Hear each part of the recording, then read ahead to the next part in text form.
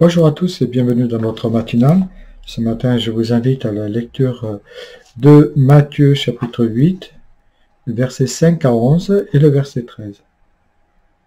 Comme Jésus entrait à Capernaum, un centenier vint à lui et lui adressa cette parole.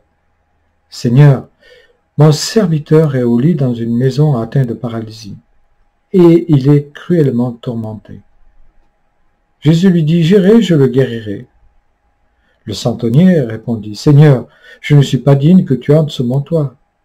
Mais dis seulement une parole et mon serviteur sera guéri. Car moi qui suis sous la puissance d'autrui, j'ai sous moi des soldats et je dis à l'un va, il va, et à l'autre viens, et il vient, et à mon serviteur va, et il va. Fais ceci, fais cela, et il le fait. » Jésus, l'ayant entendu, fut dans l'admiration et dit à ceux qui le suivaient « En vérité, je vous le dis, chez aucun homme en Israël, je n'ai trouvé une aussi grande foi. C'est pourquoi je vous dis que plusieurs viendront d'Orient, d'Occident, et ils seront à table dans le royaume des cieux avec Abraham, Isaac et Jacob. » Alors Jésus dit au centenier, « Va, et qu'il te soit fait selon ta foi. » Et à cette heure même, son serviteur fut guéri. Voilà un très beau passage qui nous montre justement ce centurion ou centenier demandant la guérison pour son esclave. Le déroulement de cette histoire se place bien sûr en Israël dans un village appelé Capernaum. Capernaum était un village prospère situé au nord-ouest de la mer de Galilée, donc il y avait des pêcheurs et ici à Capernaum on sait qu'il y avait une garnison de Romains qui est stationnée. Mais arrêtons-nous sur ce fameux centurion. Dans l'armée romaine, le centurion était quelqu'un qui avait sous ses ordres une centaine de personnes. Plusieurs centurions sont mentionnés dans le Nouveau Testament et curieusement, ils sont tous présentés sous un jour favorable par les auteurs du Nouveau Testament.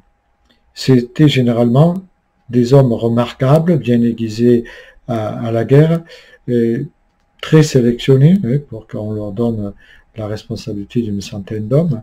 Ce qui ressort en tout cas du texte, c'est cette foi extraordinaire qui anime ce centurion.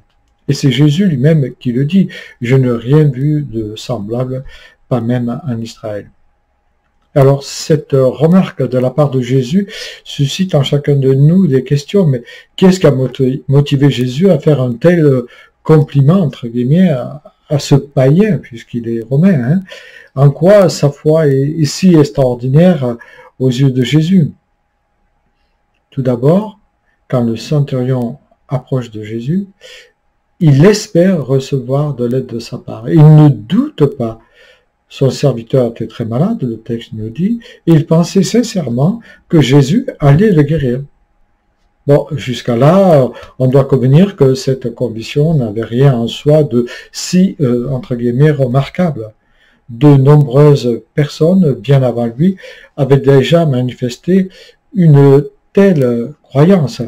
Mais le centurion exprime sa confiance en Jésus en disant « Seigneur, tu n'as qu'à dire un seul mot, et mon serviteur sera guéri tout de suite. » On ne peut pas afficher une telle conviction sans avoir cette foi-là qui est animée en lui. Mais encore une fois, on pourrait dire, mais qu'est-ce qu'il a de si admirable? D'ailleurs, l'évangile de Matthieu raconte d'autres événements où Jésus a guéri des malades par la seule puissance de sa parole. Nous avons l'exemple dans Matthieu 9, 6, 7, nous lisons que Jésus dit au paralytique, lève-toi et marche, et le paralytique s'est levé, il a marché. Mais il a dit, je n'ai jamais trouvé une foi comme cela en Israël. Pourquoi Jésus a-t-il ajouté ces mots?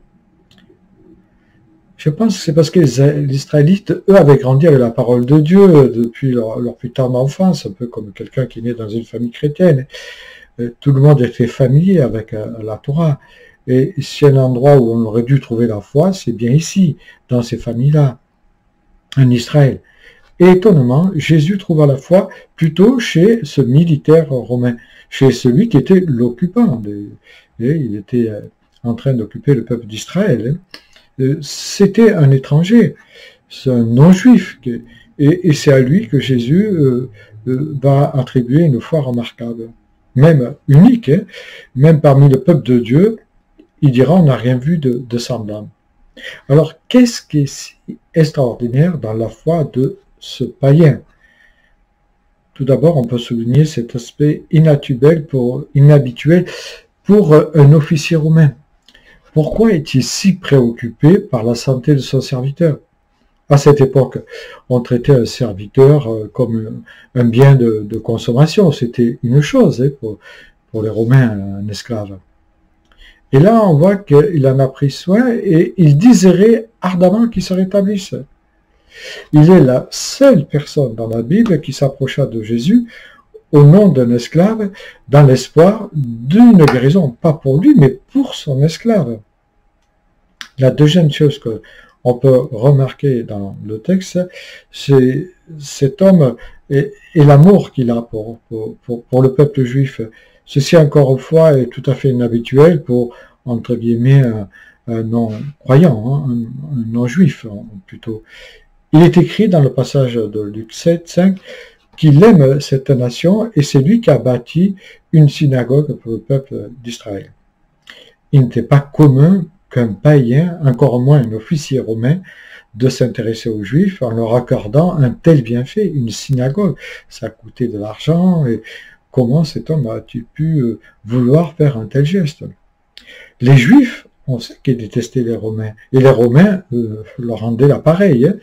Derrière cet acte de générosité de cet homme, on voit qu'il y a une grande foi et une grande audace aussi. Il fallait oser, en tant que Romain, construire quelque chose pour les Juifs.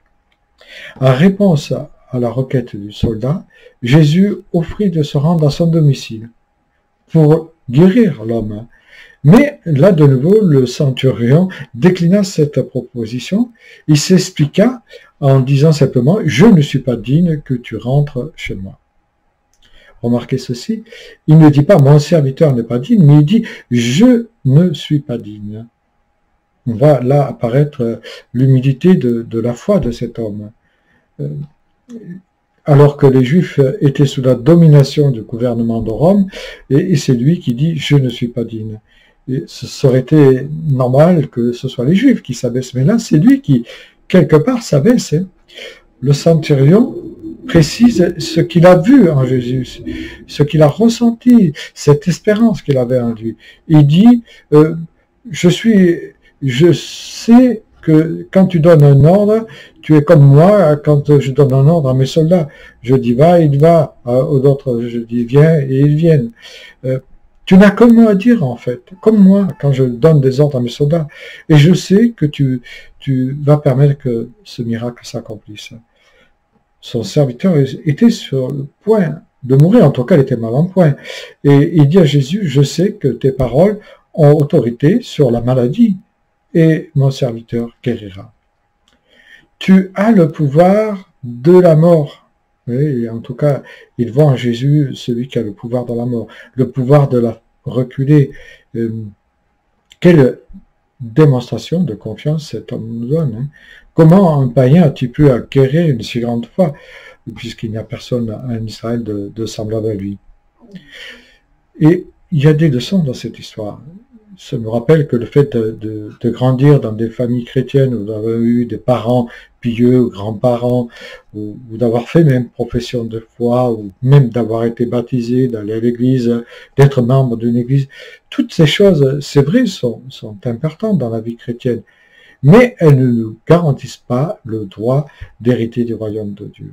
Au jour du jugement, il ne servira à rien d'être appelé fils d'un tel, hein, ou fils d'une telle, ou je portais le nom de chrétien. Que ce soit pour un juif ou pour un chrétien, nous devrons tous comparaître devant Dieu. Et les hommes ne seront pas jugés sur la base de leur appellation, de leur dénomination, mais sur la base de ce qu'ils ont été.